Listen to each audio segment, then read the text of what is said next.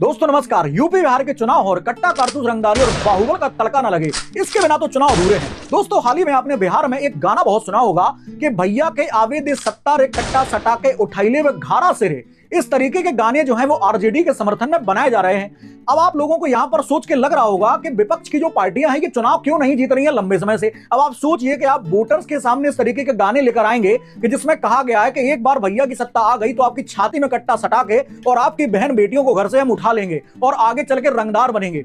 इसी घटनाक्रम को देखते हुए विपक्ष की पार्टियां जो हैं उनके खेमे में सेंध लगाने के लिए नरेंद्र मोदी जी जो हैं उन्होंने जब वहां पर चुनाव की रैली करी, उस रैली में इस प्रकार के मुद्दे को उठाया और उन्होंने एक गाने का जिक्र किया कि मारब सिक्सर के 6 गोली छाती में।